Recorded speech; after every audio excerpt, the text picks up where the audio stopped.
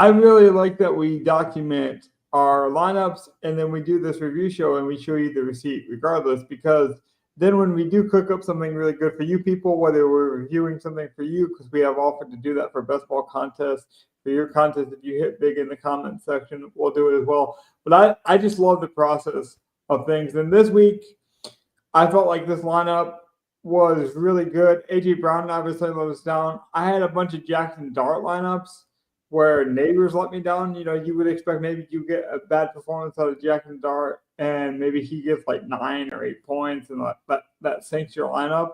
This week it was – so I had CD last week. I had neighbors this week.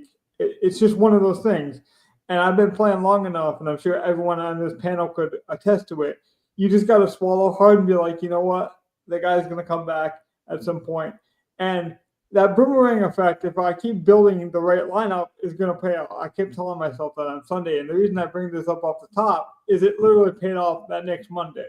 Because it's a bit of a joke, but I was the highest on Darren Waller. And so Gov and me kind of went back and forth in a cartoony kind of like jokey way, but I benefited greatly because of the Tyreek Hill injury, because that opened up a red zone threat in Waller. I ended up basically making $30 profit on that two-gamer just because I had a ton of Waller. I had it captained with Tua, where a lot of people captained Justin Fields. You know, obviously Miami being up in that game helped. So that just shows you one injury hurts me on Sunday. One injury ends up helping me on Monday. I'm the same guy, same process, taking chances on a stars and scrubs lineup. You know, it pays off one day and not the other. You just got to have a good bankroll management and really manage your expectations, because you got to shoot for your expectations, whatever you're trying to build. Like, I hate it when people say, well, I'm a cash line builder, and then they build a GPP lineup and they wonder, well, why didn't it work? It's like, well, you didn't apply the right strategy. So, Gov, Donnie, how are we doing? And was there any like strategies or game plans that you were proud of that you did or did not do that worked or did not work? Listen, I'm going to be honest. I'm just a fan of sports for today. I mean, I got to see my Patriots win and look good. I got to see my Red Sox win in the playoffs for the first time in 4 years. I'm just feeling good today. I'm having a great time. And I don't want to put you out of that casual Tuesday mode, Donnie, but I gotta say, there's been a lot of talk now about what we expected from Drake May. Is he a fantasy expected value guy? Is he a fun guy? Can he actually be a leader of the team? Do you believe the Patriots' performance, or did they just beat up on a bad team coming off a high of a win? Oh, I believe it. That defense with Gonzo that looks stout. I know it's the Panthers and people weren't open really. No, like the first drive was rough, and after that missed extra point, everything worked. Mm-hmm. And Drake May has been awesome all year long. I know they're 2-2, but he's had 4 games that are just 3 straight games that are just home runs. You can't ask for more from a second-year quarterback. Good point. So. Gov, that's where I'm at. Because I want to give you some flowers before you go, because I know for a fact, because we hang in the same circles, that you are highest on Josh Allen. You basically, Donnie, you don't know this, but Gov called me stupid on Sunday for not playing Josh Allen. That was the first thing I heard from Gov Sunday morning. I called myself and anyone not playing Josh Allen is like, it's kind of just stupid. I feel like it's just dumb. I played Cook. I couldn't get up to Allen.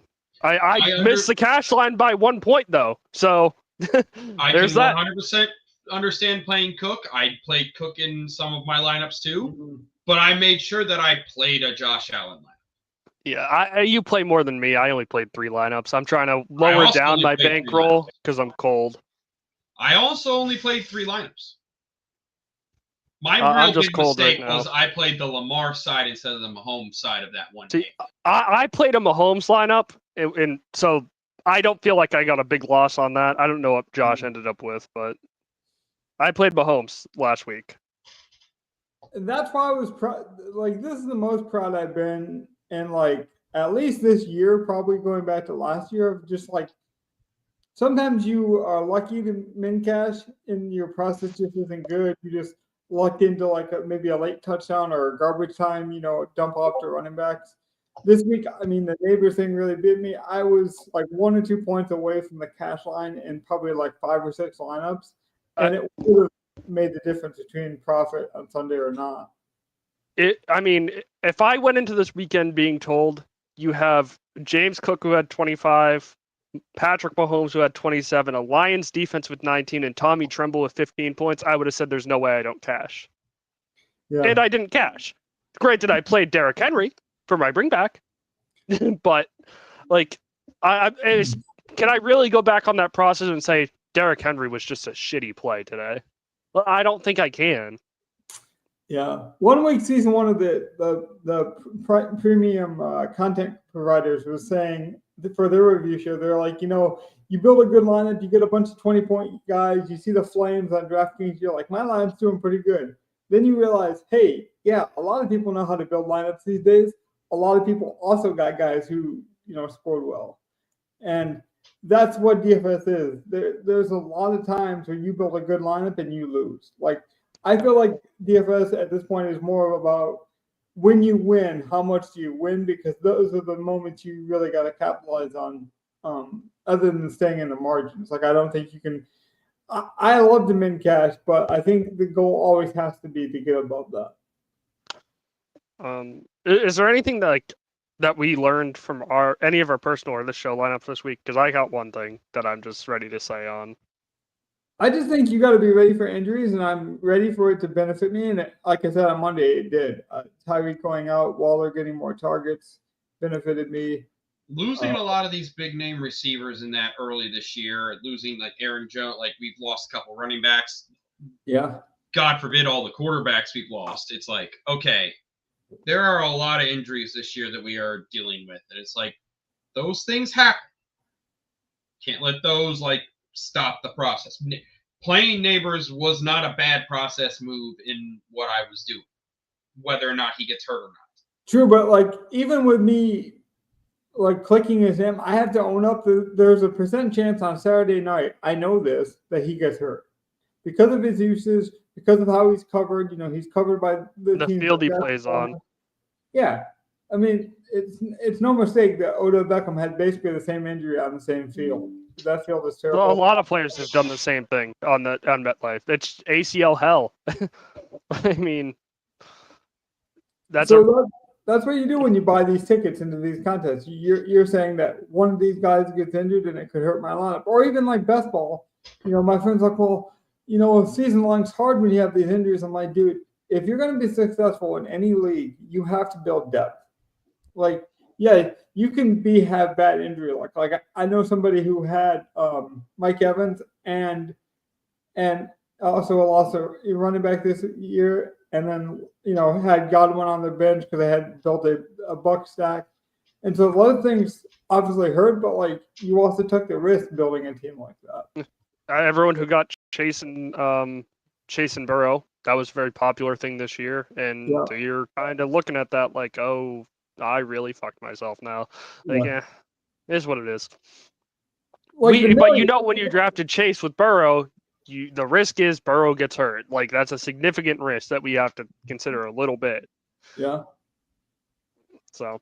And also, you didn't expect Browning to play this bad. I know a guy who drafted Browning in best ball. I truly did. I don't know. I don't know what people were talking about with Browning. See, he's played. How many games has it been now? 9 total, I think, in his career. He's averages 200 yards a game. He's just not good. It's not even that. It's not even that he's awful. He's not as awful as the numbers show. That team is terrible. There's no protection. And Burrow, it's a miracle what Burrow has done. He really should be in that top quarterback debate because he has no business putting up the numbers he puts up with that offensive line. That's a good point. I'm just saying, when you build these highly injured teams, you have to take on the risk, And Joe Burrow and that Bengals team has been bitten by bad luck before. And just like we've seen it with Christian McCaffrey, he got injured, being the 101. I don't think the season's over for for Chase, but it doesn't look good. I think they need a trade for it to save the season because I don't think I don't know. Like even if you get a quarterback like a Jameis in there, what does that do if he's just panicked because of the protection? I don't know what you got to do about that. Besides just say our O line sucks and this is it. I wouldn't give up any draft stock. I would just say this season's a wash if I was Cincinnati because there's nothing you can do with that offensive line. Here's a deep cut, but I always thought Ryan Tannehill had at least as much left in him as Russell Wilson. Like I don't know why they wouldn't call him up. I can see that. It doesn't cost them anything. They don't have to trade. You can just have that flyer call to see if it's available. I think that would be the smart move. I don't know how you give up any draft stock.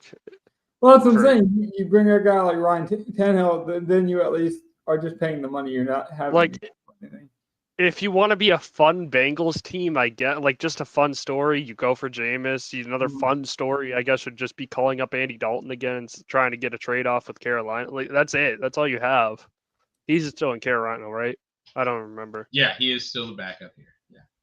Yeah, he played some. They're just done. Like this is not the Bengals. That's season. what I mean. Bengals, the Ravens. It's not their year. This is the year for Pittsburgh to go all in, and everyone else in the division to step aside.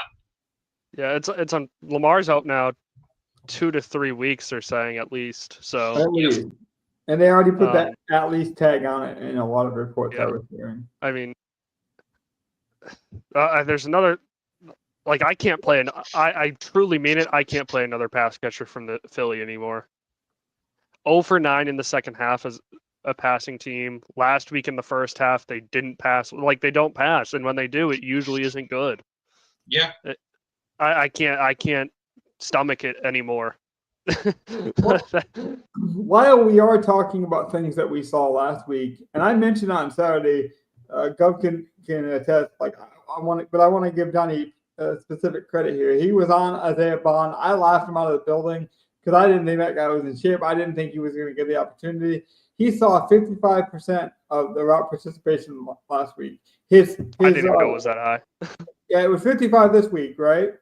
And I had seen it, and so I mentioned it to Gov, because people were talking about playing Tillman, and I'm like, if you're going to play someone on the bring back from that Browns game and be sneaky, it's probably Bond. He's already taking over Tillman, and then Tillman got hurt, I believe, in that game late. Mm-hmm. So it looks like Bond could be the value. So I always kind of like to put a lens to next week, like what can we take away from this week to last? And it is injuries, unfortunately, and we have to be able to capitalize on those injuries. Like that's the number one thing of this show. Whether you guys think we're silly, whether you think we're the most productive, good-looking show out there, just take away that when there's injuries, there's always mispricing on DraftKings because they usually go off of ownership or not ownership. Salary usually goes off of how often a guy is played. So if a guy hasn't been played much and they don't know the rotation, that's the time to strike. And so I don't even know Isaiah Bond's price, but you probably should know. Miami's situation, you got to monitor that. Washington, that's a potential huge deal in Washington. And he's a slate breaker too because he's just so fast. Yeah, I do think it's unfortunate that the primetime game is Bills Patriots because I have been playing a Patriot every week and it's worked out. It's like a good, consistent 8 to 15 points for me. So I've been capitalizing on it for so long, and now it's like they're stealing it from me. So it does remind me of here, Donnie, where I played Jameson Williams because he was like 4,500 basically the whole entire year, and I'm like, look, he's a big play threat waiting to happen. I do feel like the Patriots will play a few more games and put up 45 points, but they'll actually get pushed back. I do think you'll need a Patriot stack at some point this season. Yeah, I 100. Well, I mean, a Patriots stack's already won me a game a couple weeks ago. It was the week they played the Steelers. Drake Faye's been so consistent, so it's just like, why not? The only thing that's inconsistent is who he targets because there's so many just ins and outs, and Matt Collins apparently comes in on the goal line every week. So it's just weird. I guess that showdown, Matt Collins, Stephon Diggs just play the Bills receivers against the Bills. Just go all revenge week or something. I don't know. Now I mentioned how Gov was just so much on the Bills. He was basically saying you got to play a Bill, and then another game I know another player he was on was London. He was on London, having a bounce back. So here I am thinking, behind the scenes a little bit. Here I am thinking Gov's probably winning a lot of money. He was on all the Bills. He said if you don't play any Bills, which I didn't play any Bills, so I had to stay quiet. He's calling me out. I'm like, okay, if it actually hits, Gov should be making money. Gov, why didn't you make money this week? Because you were on all the plays. Did you just get scared? Oh, that's the thing. Like I ended up getting off of it. Like on our show pick, I ended up going with Washington. But like by the time we got to Sunday morning, I really started to like Atlanta a lot more. But I didn't get London or anyone in my lineups. They just didn't make the cut. And I should have. Like everything I was seeing, I should have just had more conviction with that. But early season, I second guessed myself when I shouldn't have. I did play plenty of Josh Allen and plenty of Buffalo, but again, it goes everywhere. Like I didn't play enough of it. I didn't have all of the touchdowns. It's hard to balance that. I didn't play Shakir. I didn't. Yeah. Well, because that conviction you talk about, because we draft this lineup based on conviction, our real life player pools, and then they're combined. And then at the end of the show, we always change it, or we always, tweak it, with more of a combined thought process of can we make this better? And if you look at the two changes we made, I don't know if you remember, but we wanted to get CMC in there over Cook. I believe that was basically a 1-for-1 because I think Cook scored 27, McCaffrey scored 20. The price difference. But yeah, very different. Sure, we probably would have done something with that $1,000. The big one though is we went from Scatterbo to Hampton. Now I played a lot of these rookies. They were part of They were part of my portfolio, at least both of them. I had both of them in the lineup at one point. But this lineup really needed that 30 points from Hampton. Unfortunately for me, I lean more Scatterbo. I played slightly more Scatterbo, and when you have the cash line and you separated by less than a point, unfortunately that would have made a difference had I just played more Hampton. And sometimes it just comes down to what Gov's saying. You just don't play the right combinations in the right lineup at the right time. I think what hurt this lineup the most was, Brock Purdy was. He clearly hurt. He might not play this week on Thursday, but he could not drive the football like he normally does. He was lofting the ball a lot. You could tell he had a foot injury, so it probably was just something to do with when he planted. He didn't have enough conviction in the step, and it didn't get to where it needed to be. So that hurts McCaffrey, and that could literally be the difference in 8 yards, and he gets a 100-yard bonus, and we see where we are there. But now we might see Mac again, and Mac's hurt as well. I'm so scared of playing any Niners offense because that quarterback play, they have two quarterbacks that are both injured, and they don't know which one that's going to play. Still, we might see Martinez yet. We covered a lot of UFL, but we might actually see some Martinez before the season. I think Brock Purdy's going to be ruled out this week. Mac will come back and play through his injury. Yeah. But Mac is, let me tell you, as a Patriots fan, I can tell you with conviction, you want to talk about a guy who is not tough. It's Mac Jones at the quarterback spot. He does not play through injury. Well, speaking of how how banged up they were and how much they were looking for a solution, there was rumors that if he was even remotely just slightly a bit healthier, he would have played over Brock. Brock basically rushed back, and then you get the chance of re-injury. Brock had to rush back because Mac was hurt. So Brock was already trying to rush, and then he got It's just the Niners have been hurt for 6 years straight. It's nothing new. Whatever at this point. Death, taxes, and 49ers not being able to make it on the field by week 5, I guess. Gov, I kind of hit on it last week. We talked about how they're able to basically change the island games and change the Thursday night football game this year, where they've only been able to really flex the Sunday night game and the Monday night game, where they can actually flex the Thursday night game this year. I do think that changes some of the better matchups that we got going on. Now this upcoming week, we also have bye weeks. So again, maybe you don't like our process, but at least pay attention to this review show for these kind of nuggets because the bye weeks are going to change things, right? We did have our first flex. It's not going to affect our slate, but we did have our first flex already this season. Week 6, the Saints Patriots game is now at 1:00. It was supposed to be 4:30, so it does kind of affect the slate because PMR. It does. So that that's probably a game where something defensively of the Saints would have gotten attacked, at least by me, and I lose by PMR in that. And it does matter, like if you're behind in the 1:00 game and just your 1:00 guys don't go off and you need to take a bigger upside, you do need that PMR. Yeah. Like not it's not going to affect our show lineup, but it will affect personals a bit. Yeah. I do think that Thursday night, slot is going to start affecting more and more things, though. Like, people don't think about it, but like when we look at the highest scoring game total on the week, which everyone should at least know, and whether you're going to play it, how much you're going to play it, and when those games kind of can get mixed around in the last minute, I do think it actually affects how you build. Well, I think it will benefit me because I'm kind of a grinder. And the harder you make things on me, the tighter my player pool has to get. And so I feel like I'll make better decisions. Like I kind of feel like that about the bye week too. It's like, how much advance do they need to give on that flex of Thursday night? I don't know. I know it was a big debate. I would say it's probably at least 48 hours, right? No, it would have to be at least 2 weeks because they have to tell you a couple weeks in advance in general already. Okay. But for Thursday nighters, it like really matters. I do know it's a thing though. I definitely fact checked that before I said on the show. Yeah. Because the NFL, like, you find out, hey, this quarterback's out for 2 to 3 weeks and they're supposed to play on Thursday night. Well, now you flex it 2 weeks in advance and just give them the extra 3 days rest. Like the NFL really could toy with that. And it's maybe not super fair for the opposing teams. Speaking of fairness, Donnie, you mentioned not playing any Eagles. It was Go's pick. I just the wideouts or any receiving threat really. I will not for the rest of the year. This was the last straw. Does he go back to A.J. Brown? Goddard? You won't play Goddard?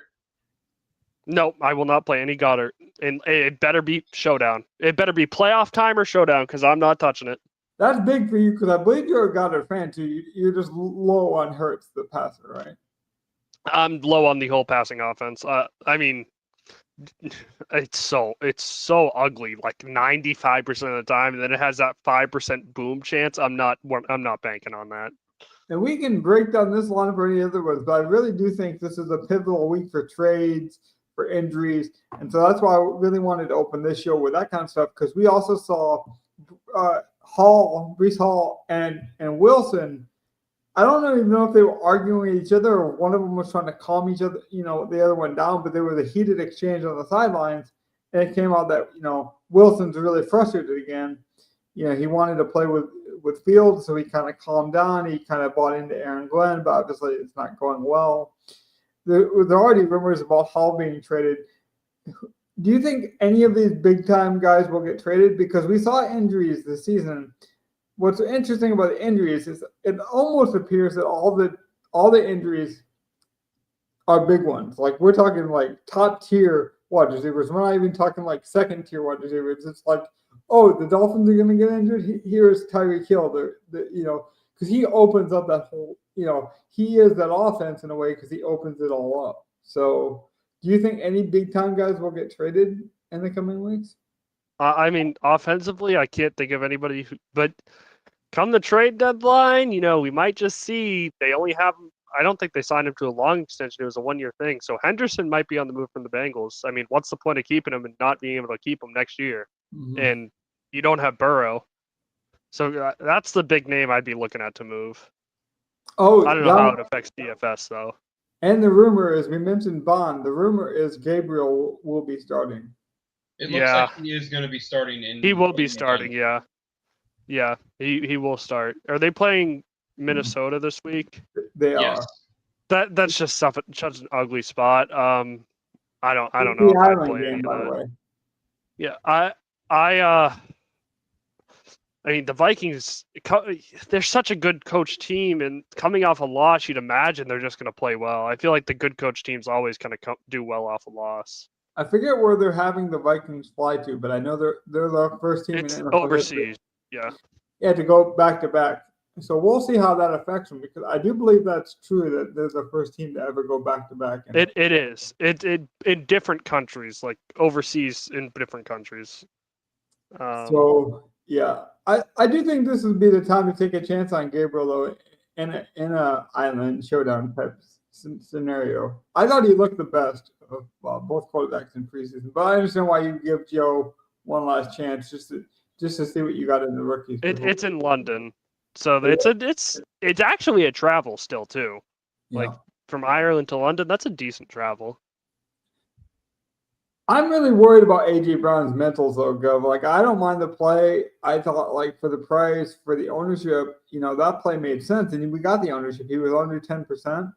He's been writing all kinds of weird cryptic messages on Twitter too, saying, almost like trying to poetically trade himself out. I don't know if I go back to the Eagles. I know Donnie's been out, but Donnie was lower on this offense to begin with.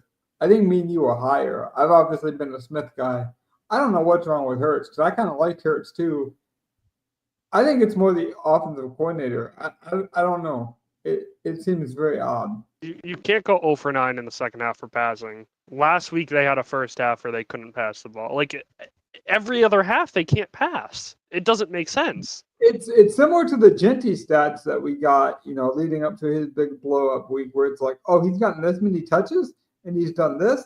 And you're like, well, it must be the offensive line. But even then, you're like, well, this is historically bad. I want to say the Eagles had like 20 yards passing in the second half or something. It was absurd. Like, No. Last week, 2 weeks ago, they had 20 yards in the first half. Last week, they had 0 pass completions on 9 attempts in the second half. 0. Yeah. That's terrible. Yeah. That's not even bad. That's bottom barrel. You can't get worse. That's the only benefit is, you didn't throw a pick, I guess. That's what I mean with these anomalies. It's like we're getting like historically weird performances. And then even on the good side of it, like Puka Nacua is catching everything all of a sudden. Like, I know he's a good receiver and I know he hardly drops, but right now it looks like he's like a jug machine. It doesn't even look like he's human. Yeah, it reminds me of, like, you remember his rookie year when he had that month where Cooper Kupp was out and he just had 15 targets a week. That's what it feels like. And with Devontae, I don't know how it's happening. But there's also the times where, I could say, Gov, you made a smart decision playing AJ Brown because he's a superstar, right? Where I played Mitchell, and you guys are like, Mitchell's a bonehead. He makes a lot of silly mistakes. He does just immature things. He caught a touchdown and fumbled out of the back of the end zone because he wanted the showboat on his way to score that touchdown. He was the reason 2 touchdowns were not touchdowns. Exactly. Single-handedly took 14 points off the board for the Colts. They should have won that game. I wanted to bring that up, Donnie, because I had Puka in that game. Obviously, if the Rams were down in that game, they're going to be in a more passing script.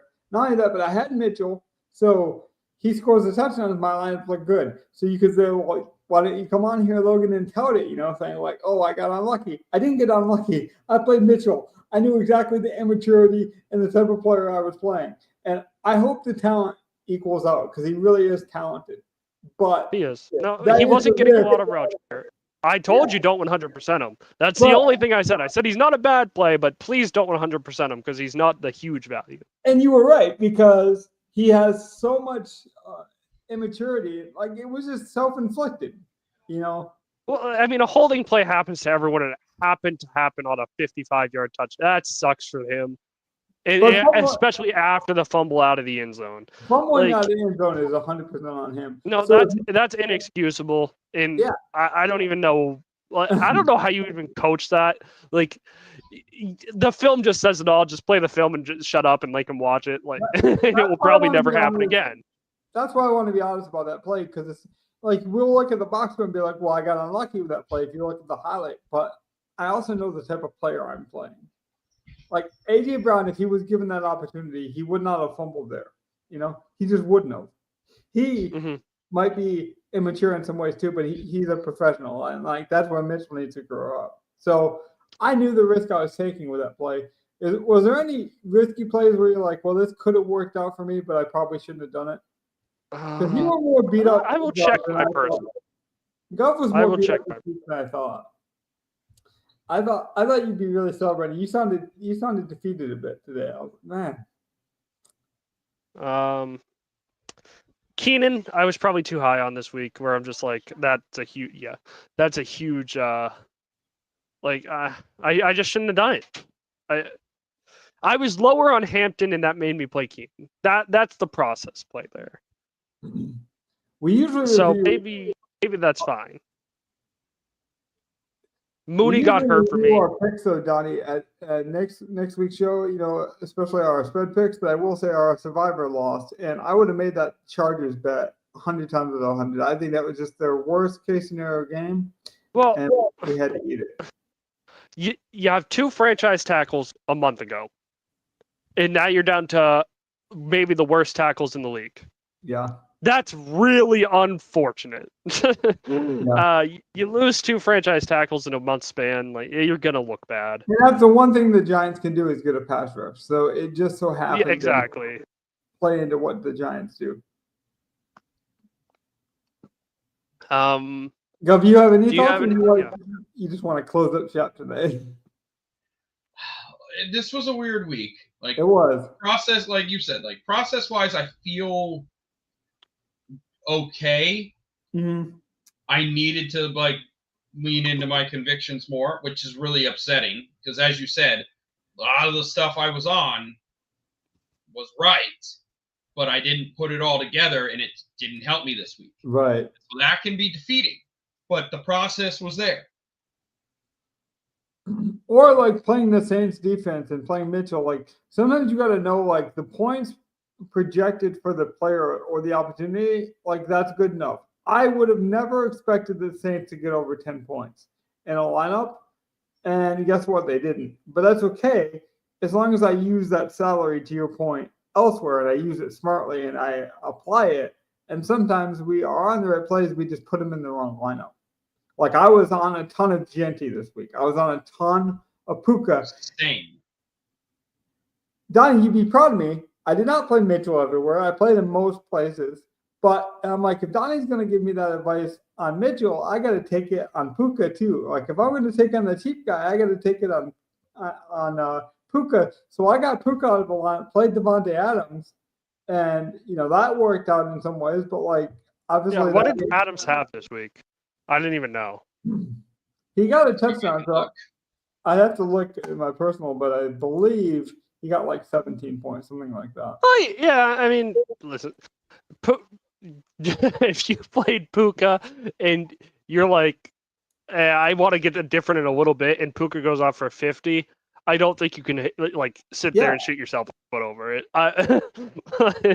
It's whatever. It's just one of those things. Like you said, if you played Puka, you probably were playing Mitchell with him to save some salary. So it all balances out. I might not be able to find the Adams lineup, but I did have it somewhere. I definitely had more of it on FanDuel than I did on DraftKings.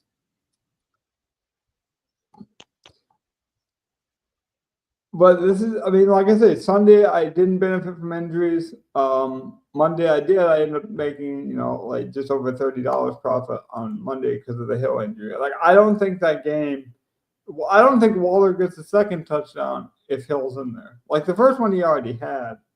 But the second one's really what made him optimal in the lineups because with the first one, he only had like 7 points. It was mainly the touchdown. He had another little dump off.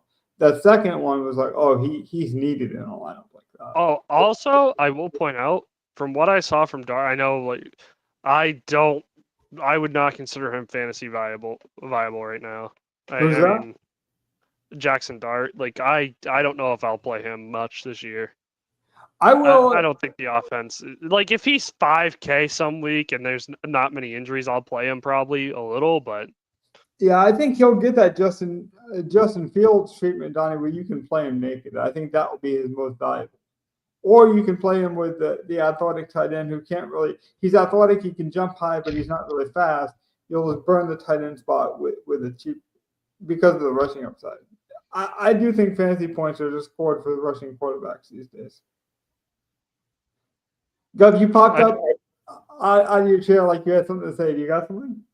No, I'm just looking at this lineup you've got here, your Jackson Dart lineup.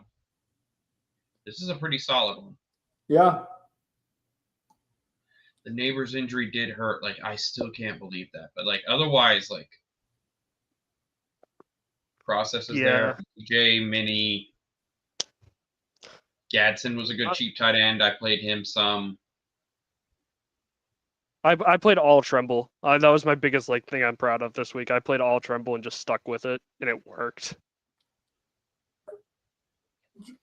Trimble didn't deserve to work when they scored only 6 points. I probably didn't deserve to have 15 from Tremble, to be fair. I would have been all over Tremble. It worked so well with this game stack I had. Right. The Henry thing is what really let me down. I was high on him. I thought he's fumbled twice back-to-back weeks. He's on a playoff team. They're desperate for wins. Like, everything about that game environment is exactly the kind of thing I like. Desperate, good team, good players play good when their teams are desperate. They're going to lean into what they're already built for. They're built to run. Like, I would have made that play 100 out of 100 times. If you would have told me that Henry only scored 7 points last week, I would have called you crazy because there was no script that would have told me that should have happened. But Jameson Williams had the most targets, I believe. This is just my eyeballs. I didn't fact it, but I can tell you he had a lot of air yards, a lot of targets, and they were just uncatchable. Throws in the back of the end zone. 2 of them at least were touch on targeted throws. So he catches 1 or 2 of those, and that game is totally different. Or if the game would have just stayed competitive, where they would have needed to actually put a point. So, I got our spread picks review to look at if we want to go over those, and then I'm ready to clean up shop. No, I think I'm good on those. I think I'm good. We gotta do it. We gotta do it, go. Sure, why not? I think I'm good though. This week was definitely not the week. Yeah, lots of red this week. Our show pick lost. Our show pick was the Colts, which, if that's a loss, I'm fine with that. So we're 1-3 for our lock. Our survivor pick lost. We're done. We're out. We're dead. Yeah, the Chargers were our survivor pick. That lost. That sucks. Whatever. Gov had Washington in the Raiders. He went 0-2. That brings him to 3-5 on the season. I had the Vikings in the Packers spreads at -2.5 and -7. Those are both losses. That is 5-3 for the year for me after 3 straight losses. And Logan, 2-0, ties him up in first at 5-3. So, listen, it's a lot. Logan, all we have to do is not screw this up. If one of us.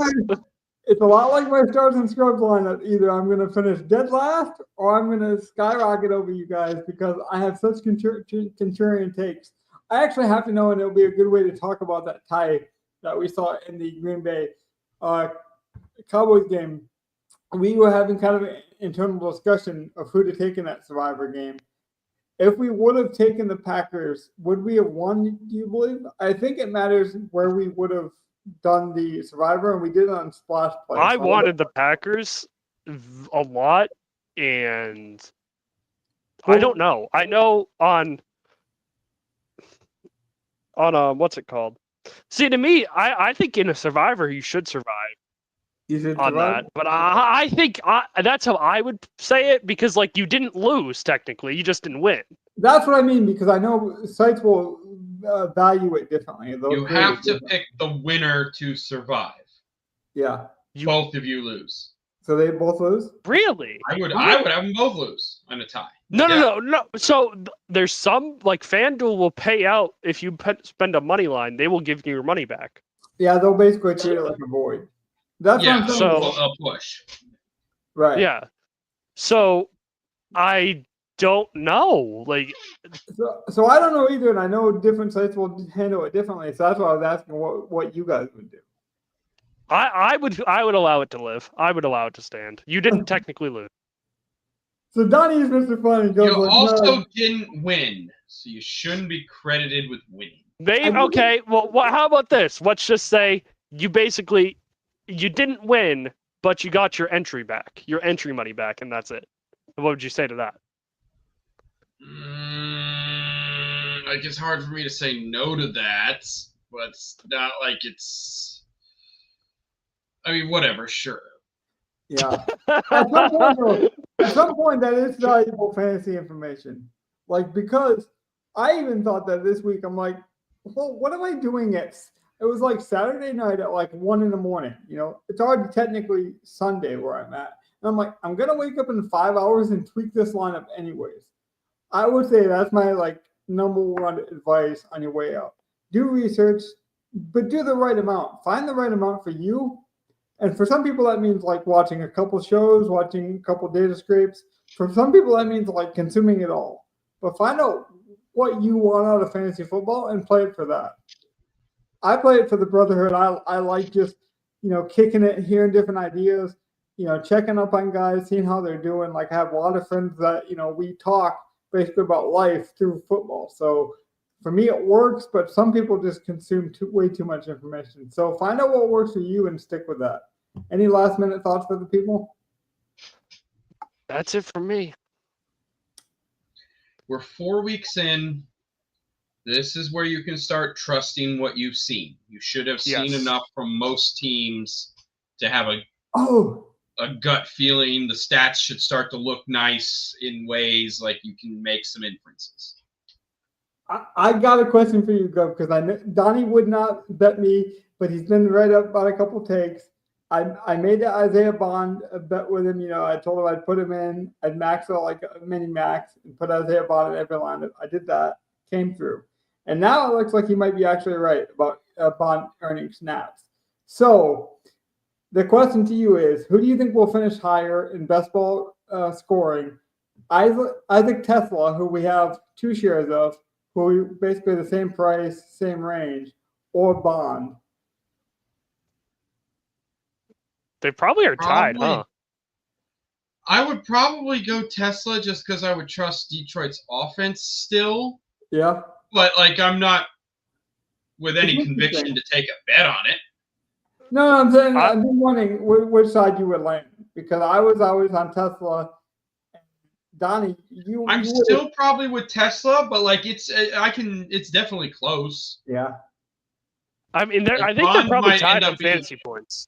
Bond might end up being used more by the end of the year, but he's not. But being used more in the Cleveland offense might not mean anything. Yeah.